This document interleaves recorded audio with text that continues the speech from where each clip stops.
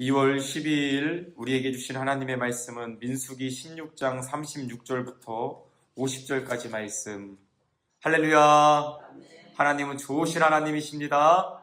오늘도 그 하나님의 선하심을 의지하며 또 하나님의 은혜를 붙잡고 믿음으로 사시는 저와 여러분 되시기를 간절히 축복합니다.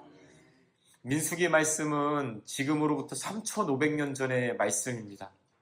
광야에서 이스라엘 백성이 하나님 앞에 살아가는 동안에 어떠한 일이 있었는지 낱낱이 고해주고 있는 말씀이 바로 민수기 말씀인데, 여러분 3,500년 전의 말씀이 오늘 우리와 무슨 상관이 있을까요? 그러나 영적인 진리는 3,500년 전이나 지금이나 동일한 것을 믿으시길 바랍니다. 하나님의 말씀은 3,500년 전에, 여러분 하나님은 3,500년 전에도 하나님이셨고 오늘날도 하나님이시고 3,500년 후에도 하나님이신 줄 믿습니다. 회전하는 그림자도 없으시고 변하지 아니하시는 신실하신 하나님, 그 하나님의 말씀을 우리가 붙잡고 살아갈 때에 정말로 하나님이 주신 참된 생명을 누릴 수 있다라는 것이죠. 오늘 본문 말씀은 너무나도 끔찍한 말씀으로 정말 그 죄의 결과가 어떠한지 우리에게 보여주고 있습니다. 고라와 다단과 아비람과 온이 250명의 이스라엘 백성들과 당을 지어서 모세와 아론을 거역하였을 때, 사실 그것은 모세와 아론을 세우신 하나님을 거역하는 것이죠.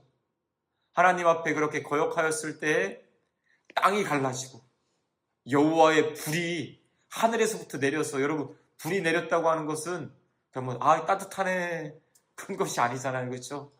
그 불로 말미암아 사람들이 다 죽어가는 가운데 있었다라는 것이죠.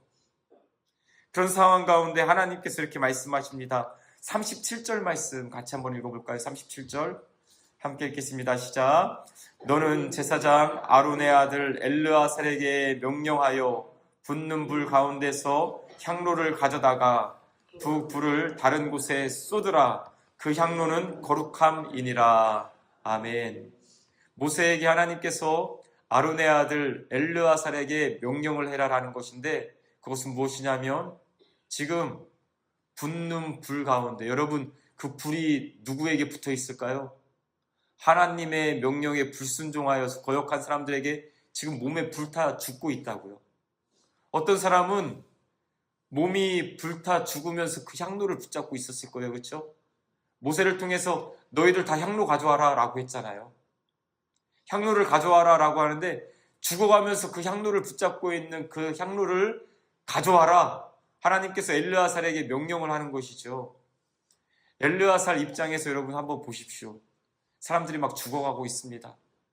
쓰러져서 불타고 있습니다. 손에 향로를 붙잡고 있는 사람이 있을 것입니다. 그 손을 펴서 향로를 가져와라 라고 말해요. 엘르아살이 본 그 죽음의 현장은 왜 그렇습니까? 죄의 결과가 그렇다라는 것이죠. 죄의 결과는 이렇게 비참할 수밖에 없습니다. 오늘 많은 사람들이 그 결과를 알지 못한 채 죄 가운데 죽어가고 있습니다. 우리 주변에 있는 예수님을 알지 못하는 자들은 지금 살아있는 것처럼 보이지만 결국에는 죽어가고 있는 것 아니겠습니까? 무엇을 쥐고 있는지도 모르고, 그것이 영원히 자기 것인 양 하나님을 의식하지도 못하고 살아가고 있는 많은 사람들이 있습니다. 하나님께서 엘르아살에게 말합니다. 그들의 손에 있는 향로를 가져와라. 왜요? 오늘 40절 말씀 제가 읽어드릴게요. 이스라엘 자손의 기념물이 되게 하였으니 이는 아론 자손이 아닌 다른 사람은 여호와 앞에 분향하러 가까이 오지 못하게 함이며 또 고라와 그의 무리와 같이 되지 않게 하기 위함이라 여호와께서 모세를 시켜 그에게 명령하신 대로 하였더라. 아멘. 그 향로를 가져다가 두들겨 펼쳐서 철판을 만드는 거예요. 그리고 제단을 감싸는 것이 되게 하라라는 것이죠. 왜요? 다시는 이런 죄를 범하지 않도록 하기 위해서, 기념물이 되게 하기 위해서. 그것을 볼 때마다 하나님께 거역하면 이렇게 죽을 수밖에 없구나 라는 것을 알도록 하게 하기 위해서 하나님께서 향로를 가져와라 라고 말씀하시는 것이다라는 것이죠. 오늘 우리에게도 죄를 지으면 죽을 수밖에 없구나라고 하는 것을 보여주는 것이 있습니다. 바로 예수님의 십자가입니다. 여러분, 십자가에서 예수님이 당하는 고통을 한번 생각해 보십시오. 아니, 십자가를 지고 갈 때부터 보면 로마 병정에게 채찍을 맞지요.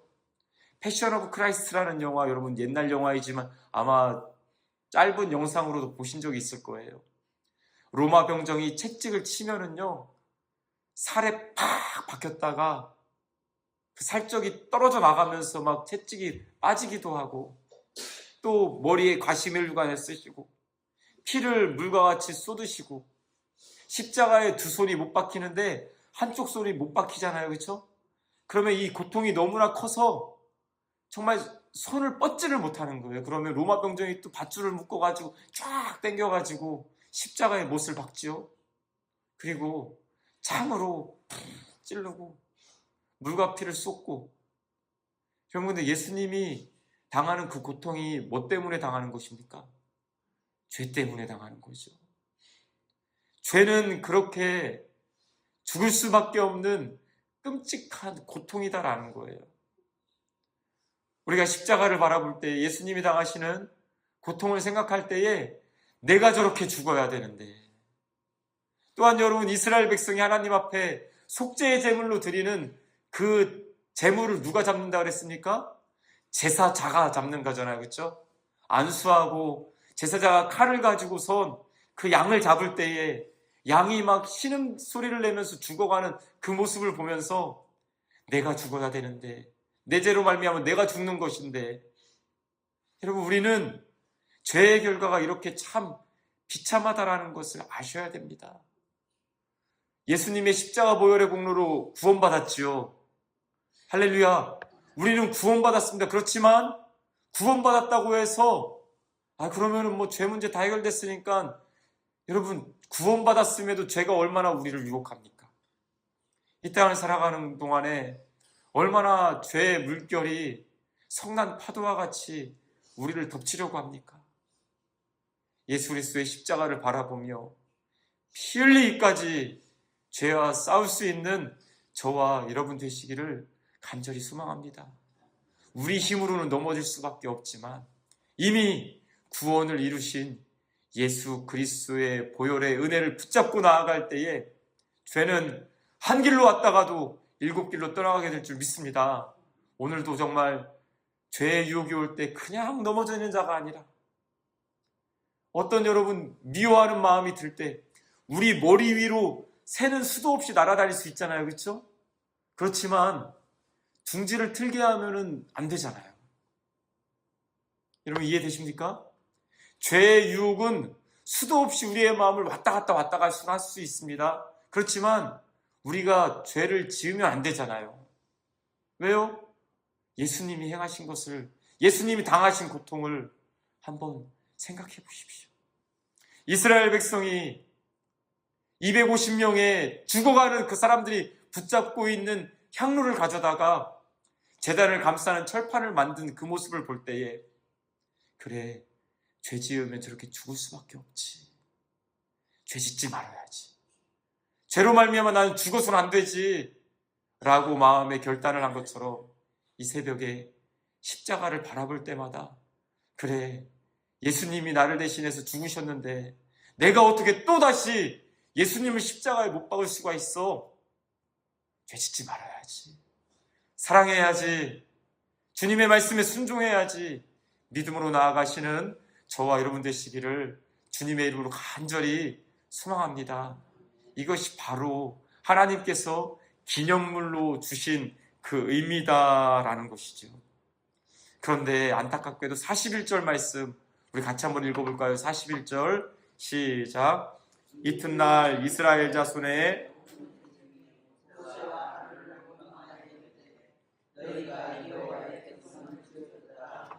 아멘. 이스라엘 백성의 모습을 보십시오.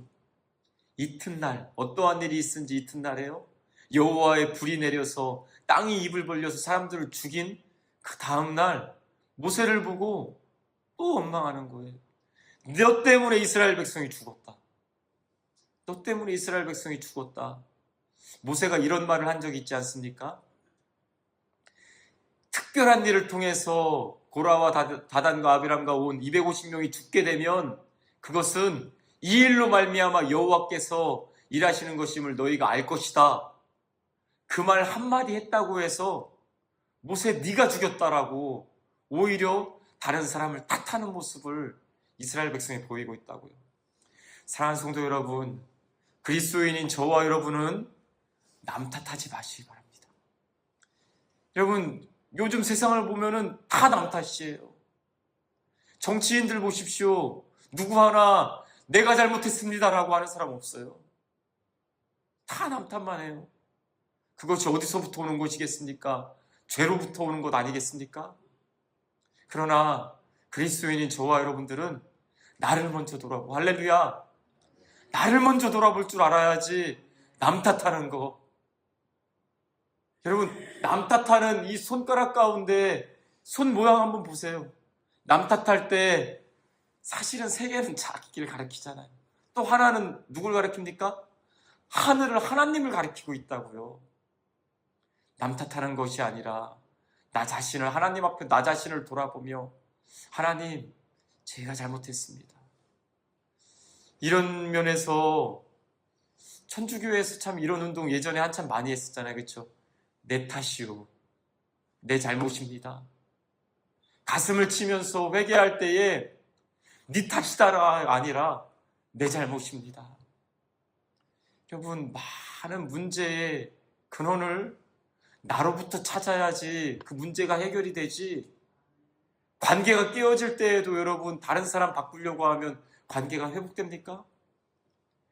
집에서 가정의 자녀들 바꿔야지. 여러분, 내가 바꾸는 게 더 쉽습니다. 내가 죽는 것이 더 쉬워요. 근데 우리는 너무나도 남 탓하고 있지 않습니까? 오늘 이 새벽에 예수 그리스도의 십자가 앞에서 나를 볼 수 있는 은혜가 있으시기를 바랍니다. 더 이상 다른 사람 탓하는 것이 아니라 누구 때문에 그렇지, 누구 때문에 그렇지가 아니라 내 탓입니다. 하나님, 나의 잘못입니다. 주님, 용서하여 주시고 불쌍히 여겨주시옵소서. 기도할 수 있는 저와 여러분 되시기를 간절히 소망합니다. 이 땅의 교회가 그런 모습이 되어야 됩니다. 또한 여러분, 이 말씀 같이 한번 보시겠습니다. 하나님께서 그렇게 원망하는 이스라엘 백성을 향해서 또다시 진노하세요. 내가 그들을 당장 죽이겠다라고 말씀하실 때에 45절 말씀 같이 한번 읽어봅시다. 45절 시작. 너희는 이 회중에게서 떠나라.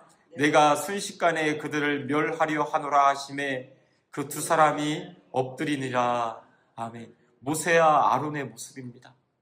하나님께서 이스라엘 백성, 너희들, 모세와 아론 너희들은 떠나라. 내가 그들을 당장에 진멸하겠다. 여러분, 하나님은 그럴 수 있는 분이시잖아요. 그럴 때에 모세와 아론이 하나님 앞에 엎드립니다. 여러분, 모세와 아론의 모습 저희 많이 보았잖아요. 그렇죠? 가데스 바네아에서 10명의 정탐꾼이 악평을 하였을 때부터, 하나님께서 이스라엘 백성을 진멸하겠다 할 때부터 모세는 하나님 앞에 엎드렸습니다. 엎드리는 것은 어떤 모습입니까? 기도하는 모습이죠. 이스라엘 백성을 위해서 중보하는 모습, 이스라엘 백성을 위해서 생명을 위해 살려달라고 하나님 앞에 기도하는 모습. 벌써 몇 번째 모세는 엎드리는지 모릅니다. 이것이 바로 오늘날 저와 여러분들의 모습이어야 할 줄 믿습니다. 나의 잘못입니다 고백하며 하나님 앞에 엎드릴 때에 살리는 하나님의 놀라운 역사가 일어나게 될 줄 믿습니다. 또한 모세가 아론에게 이렇게 명령합니다. 46절 우리 큰 소리로 함께 읽겠습니다. 시작. 이에 모세가 아론에게 이르되 너는 향로를 가져다가 제단에 불을 그것에 담고 그 위에 향을 피워가지고 급히 회중에게로 가서 그들을 위하여 속죄하라. 여호와께서 진노하셨으므로 연병이 시작되었음이니라. 아멘. 모세가 아론에게 성소에 있는 향단에 있는 향로를 가져다가 불을 피워서 이스라엘 백성을 위해서 속죄하라라고 말씀합니다. 그런데 여러분 한번 생각해 보십시오. 성소 안에 있는 그 거룩한 물건 마음대로 바깥으로 가지고 나올 수 있습니까? 그 불 밖에 가지고 나올 수 있습니까? 레위기 율법에 의하면 결코 가지고 나와서는 안 됩니다. 또한 대제사장으로서 아론이 지금 사람들이 연병으로 말미암아 막 죽어가고 있는데 실제 죽고 있는 겁니다. 제사장은 시체 가까이 갈 수가 없잖아요. 부정하기 때문에. 그런데 모세가 아론에게 향로를 가져다가 향을 피워서 이스라엘 백성에게 죽어가고 있는 자들에게 가라, 그들을 위하여 속죄하라, 급히 지금 가라라고 말하고 있지 않습니까? 아론이 그 말대로 순종을 합니다.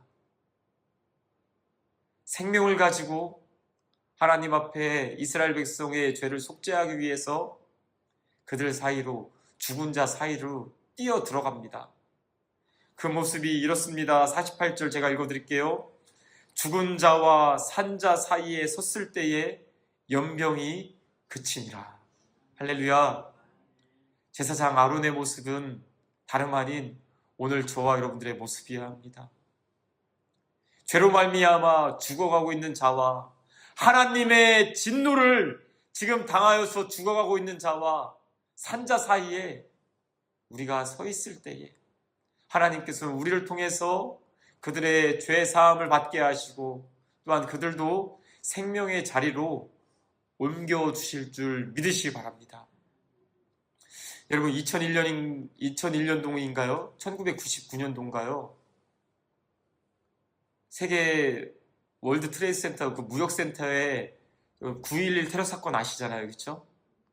9.11 테러 사건이 일어났을 때에 110층짜리 건물이 비행기가 와서 그 건물에 부딪히고 그 다음에 4분 있다가 완전히 다 무너지잖아요. 그렇죠? 사람들은 비행기가 그 건물에 콱 박고 나서 살기 위해서 다 밑으로 내려왔잖아요. 그렇죠? 110층을 걸어가지고 밑으로 막 내려올 때 자기 생명 아까워하지 않고 위로 올라가는 사람들이 있었습니다. 죽을 줄 뻔히 알면서 위로 올라가는 사람이 있었는데 누굽니까? 소방관들이 그렇게 했잖아요. 사람들을 대피시키려고. 자기는 올라가면 건물이 무너지면 죽는 거 왜 모르겠습니까? 그런데 사람들에게 빨리 내려오라고 그렇게 하기 위해서 위로 뚜벅뚜벅 올라가는 사람들이 있었습니다. 올라가면서 내려가는 시민들을 향해서 행운을 빕니다. 하나님이 함께 하시길 빕니다. 주님의 은혜가 있길 빕니다. 라고 외치며 자기 자신은 죽음을 향해 뛰어가는 사람들. 그 사람들을 미국 시민들은 지금도 굉장히 존경하지 않습니까? 대단한 사람들이다. 우리를 살린 사람이다. 고백하지 않습니까? 오늘 그리스도인들의 모습이 바로 그래야 합니다. 아론처럼 향로를 가지고 산자와 죽은 자 사이에 서서 하나님의 진노로 말미암아 죽어가는 자와 또한 생명이 있는 자들 사이에 서서 더 이상 하나님 이들을 심판하지 마십시오. 하나님 용서해 주십시오. 저들이 하는 일을 알지 못합니다. 예수님이 그렇게 십자가에 달려 죽으셨습니다. 오늘 저와 여러분들도 산자와 죽은 자 사이에 서서 하나님의 진노의 심판을 대신 받을 각오를 가지고 하나님 불쌍히 여겨주시옵소서, 살려주시옵소서 라고 기도하며 나아갈 때에 하나님 앞에 엎드릴 때에 그것이 바로 오늘 그리스도인의 모습이어야 된다는 것이죠. 예수님이 그러한 은혜를 우리에게 주셨습니다. 오늘 우리 교회가 산자와 죽은 자 사이에서 생명을 전하는 자가 되어서 하나님의 사랑을 전하고 하나님의 공의를 전하고 예수 그리스도의 십자가를 통해서 생명을 살릴 수 있는 저와 여러분 되시기를 간절히 소망합니다. 그러기 위해서는 어떻게 해야 합니까? 나의 죄입니다. 고백할 줄 알고 하나님 앞에 엎드리며 나아갈 때에 하나님께서 오늘도 사람 살림의 역사를, 생명의 역사를 이루어가실 줄 믿습니다. 산자와 죽은 자 사이에서 하나님 앞에 설 수 있는 저와 여러분 되시기를 주님의 이름으로 간절히 소망합니다. 기도하겠습니다. 하나님 아버지, 3,500년 전에 있었던 이 일들이 오늘 우리에게 어떠한 의미인지 깨닫게 하시니 감사합니다. 주님의 말씀에 거역하는 자 되지 말게 하여 주시옵고, 오히려 산자와 죽은 자 사이에서 예수님처럼 중보자로서, 또한 죽어가는 자들에게 생명의 구원을 전하는 자로 우리 교회가 쓰임받길 원하오니 하나님 은혜를 더하여 주시옵소서. 새벽에 나와 엎드리는 저희들이 바로 산자와 죽은 자 사이에 있는 자인 줄 믿습니다.